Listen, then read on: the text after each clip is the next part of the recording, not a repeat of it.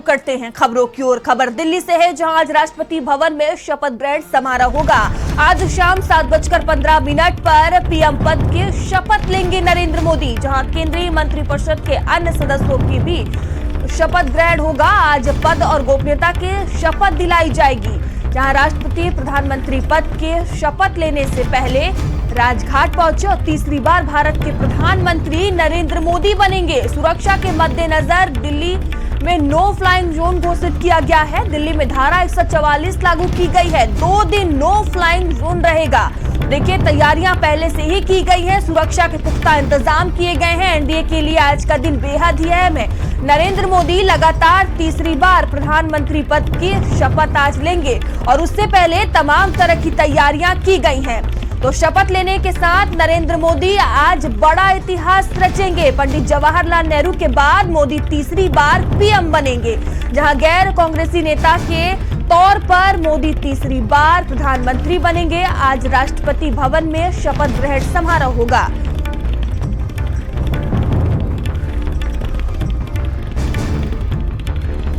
तो केंद्रीय मंत्रिपरिषद के अन्य सदस्यों का भी शपथ ग्रहण आज होगा। आज का दिन बेहद ही अहम हो जाता है और सबकी निगाहें इस पर टिकी हुई है कि विधान परिषद में आखिर किन किन नामों को शामिल किया जाता है। प्रधानमंत्री पद के शपथ लेने से पहले राजघाट जाएंगे तीसरी बार भारत के प्रधानमंत्री नरेंद्र मोदी बनेंगे। सुरक्षा के मद्देनजर दिल्ली में नो फ्लाइंग जोन घोषित किया गया है। सुरक्षा के पुख्ता इंतजाम किए गए हैं। दिल्ली में धारा 144 लागू की गई है और 2 दिन तक नो फ्लाइंग जोन रहेगा। तो शपथ लेने के साथ नरेंद्र मोदी नया इतिहास रच देंगे। पंडित जवाहरलाल नेहरू के बाद मोदी तीसरी बार पीएम बनेंगे, जहां गैर कांग्रेसी नेता के तौर पर मोदी तीसरी बार प्रधानमंत्री बनेंगे।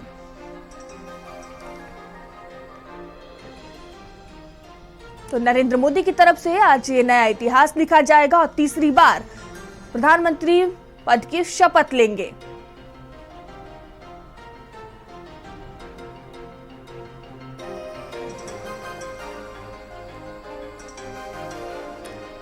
तो मोदी सरकार का आज शपथ ग्रहण समारोह होगा और देखिए, उससे पहले तमाम तरह की तैयारियां जो हैं वो पूरी कर ली गई हैं।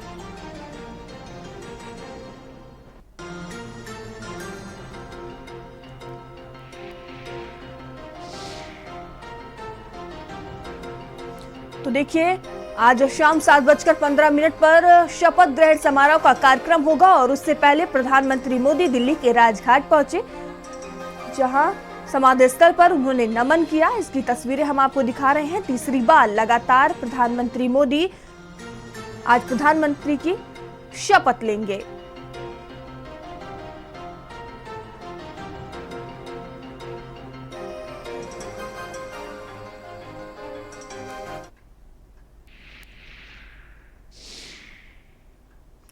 और इस खबर पर अधिक जानकारी के साथ दीपक हमसे जुड़ चुके हैं। दीपक, देखिए, एनडीए के लिए आज का दिन बेहद ही अहम हो जाता है। नरेंद्र मोदी आज प्रधानमंत्री पद की तीसरी बार शपथ लेने जा रहे हैं और एक नया इतिहास रच देंगे।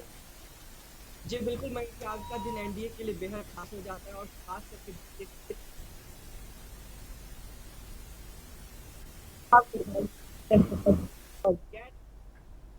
यानी कि आज पंडित नेहरू का जो रिकॉर्ड था वो रिकॉर्ड आज देखा गया था कि उससे पहले एक सिर्फ पंडित जवाहरलाल नेहरू थे जो लगातार 3 बार प्रधानमंत्री थे। लेकिन जिस तरह से आज शपथ ग्रहण समारोह का आयोजन किया गया, उससे पहले प्रधानमंत्री नरेंद्र मोदी राजघाट पहुंचे हैं और वहां पे महात्मा गांधी की समाधि पर पुष्प अर्पित करके नमन करके वहां से आशीर्वाद प्राप्त किए और वहां से निकल करके वो अटल बिहारी के समाधि पे पहुंचेंगे और वार्ड में जाकर के वहां शहीदों को नमन करेंगे। उसके बाद जब राष्ट्रपति भवन में कार्यक्रम का आयोजन किया गया है, तकरीबन 7:15 को प्रधानमंत्री नरेंद्र मोदी तीसरी बार प्रधानमंत्री पद का शपथ लेंगे।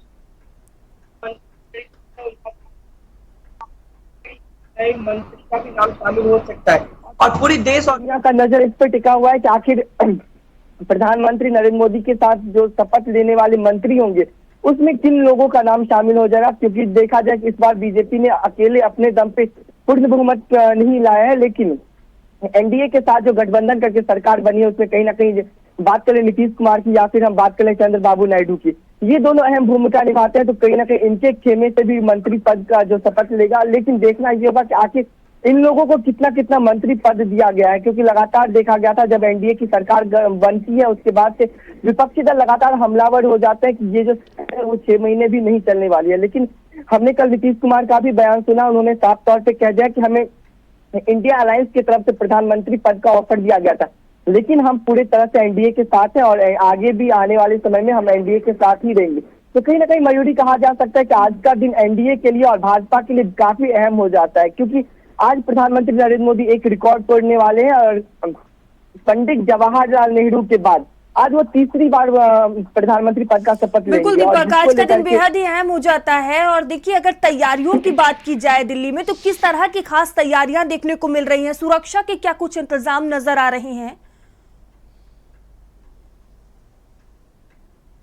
44 लागू कर दी गई है और दिल्ली को नो फ्लाइंग जोन बना दिया गया, यानी कि 2 दिन के लिए दिल्ली को पूरी तरह से नो फ्लाइंग जोन बना दिया गया और 2 दिन के लिए धारा 144 लागू किया गया है। क्योंकि देखा जाए सुरक्षा के मद्देनजर हम बात करें तो जहां प्रधानमंत्री नरेंद्र मोदी की शपथ ग्रहण का समारोह है, तो वहीं कई ऐसे विदेशी मेहमान हैं जो हमारे देश में आ रहे हैं इस समारोह में शामिल होने के लिए। चाहे हम बात करें बांग्लादेश की, नेपाल की, श्रीलंका की, ऐसे तमाम जो विदेशी हैं वो भी हमारे यहाँ आ रहे हैं आज प्रधानमंत्री नरेंद्र मोदी के शपथ ग्रहण समारोह में। कहीं ना कहीं उनकी सुरक्षा को भी नजर में रखते हुए दिल्ली पुलिस लगातार मुस्तैदी से तैनात की गई है। हर जगह जगह पे दिल्ली के चप्पे चप्पे पे दिल्ली पुलिस की तैनाती की गई। उसी के साथ साथ सीआईएसएफ के भी जवान की तैनाती की गई है। वहीं दिल्ली को पूरे कर दिया गया और दिल्ली को 144 धारा लागू कर दिया गया। दिल्ली के तमाम इलाकों पे पुलिस की पुख्ता नजर है, खास करके उन इलाकों पे जहाँ पे दंगा होने की जो आशंका है वहाँ पे भी पुलिस की लगातार वहाँ पे जो पुलिस का जो टीम है वो वहाँ पे मुस्तैदी से तैनात किया गया है। वही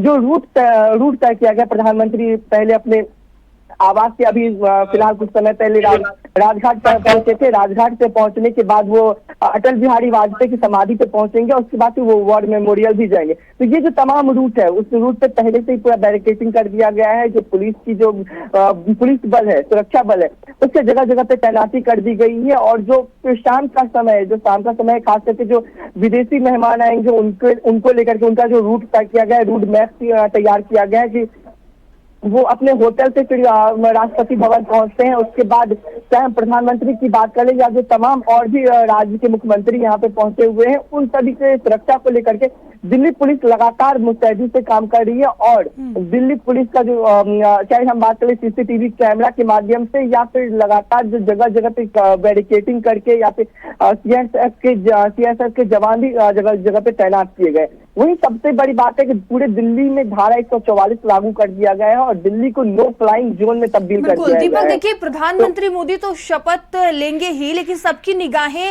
मंत्री परिषद पर टिकी हुई हैं कि आखिर उसमें किन किन नामों को जगह मिलती है। और जानकारी सामने आ रही है कि बिहार को सबसे ज्यादा जगह दी जा सकती है। जी बिल्कुल, देखा जाए कि जिस तरह से हम बात कर ले मोदी कैबिनेट की बात करें तो 2014 में बिहार से 5 मंत्री रहे हैं। वहीं हम 2019 की बात करें तो बिहार से 6 मंत्री रही है। लेकिन अब यदि हम 2024 की बात करें तो 2024 में बिहार का अहम भूमिका रहा है एनडीए की सरकार बनाने में। तो कहीं ना कहीं जिस तरह से देखा गया था, नीतीश कुमार ने साफ तौर पर हमने कुछ मांग नहीं किया, लेकिन सूत्रों के हवाले से ये खबर सामने आ रही है कि बिहार से एनडीए की तरफ से जो बिहार से जो कहा गया है कि हमें कम से कम 5 मंत्री पद दिया जाए, वहीं साथ साथ बिहार को विशेष राज्य का दर्जा भी दिया जाए। कहीं ना कहीं उम्मीद की जा रही है कि बिहार को सबसे अधिक मंत्री पद दिया जाएगा, क्योंकि हम पहले भी देख चुके हैं। यदि नरेंद्र मोदी का पहला कार्यकाल देखें तो उसमें भी 5 मंत्री बिहार से थे, दूसरा कार्यकाल देखें तो उसमें भी 6 मंत्री बिहार से थे। ये तीसरा कार्यकाल है। तो यदि अमूमन देखा जाए कि 5 पहले मंत्री 6 मंत्री फिर इस बार तो बिहार का अहम भूमिका रहा है एनडीए की सरकार बनाने में। तो कहीं ना कहीं उम्मीद की जा रही है कि बिहार से सबसे अधिक मंत्री बिहार से रह सकते हैं।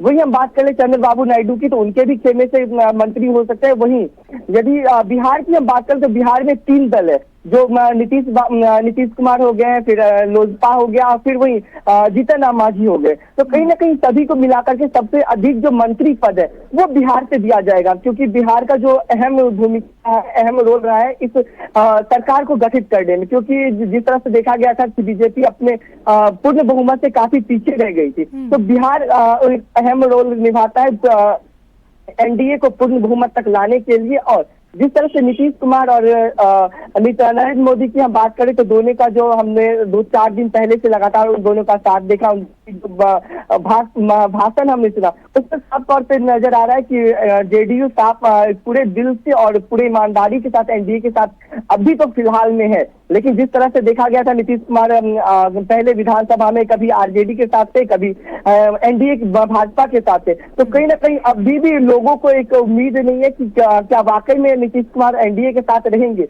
लेकिन नीतीश कुमार ने साफ तौर पे कह दिया कि हम इस बार हम पूरे ईमानदारी के साथ एनडीए के साथ हैं और नरेंद्र मोदी तीसरी बार प्रधानमंत्री बनेंगे, इसको लेकर के हम बेहद खुश हैं। क्योंकि बिहार की बात करें तो लगातार कई दशकों से देखा जा रहा है मयूरी की बिहार को एक विशेष राज्य का दर्जा देने की मांग की जा रही है, लेकिन फिलहाल अभी तक ऐसा नहीं हुआ कि बिहार को विशेष राज्य का दर्जा दिया जाए। दीपक देखिए, सहयोगियों के साथ मिलकर ये सरकार बन रही है और जो स्थिति भारतीय जनता पार्टी के हमने यूपी में देखा, कहीं ना कहीं बेहद ही खराब प्रदर्शन देखने को मिला, तो चुनौतियां भी अब बढ़ जाएंगी। जी बिल्कुल, जिस तरह से यूपी का प्रदर्शन देखा गया था, क्योंकि भाजपा को यूपी से काफी उम्मीद थी, क्योंकि भाजपा यूपी को लेकर के काफी बयानबाजी भी कर रही थी, चाहे राम मंदिर की बात करें या फिर डेवलपमेंट की बात करें, तो भाजपा को यूपी से बहुत। ठीक है दीपक, आपके पास आऊंगी, मैं आपको रोकना चाहूंगी और ये तस्वीर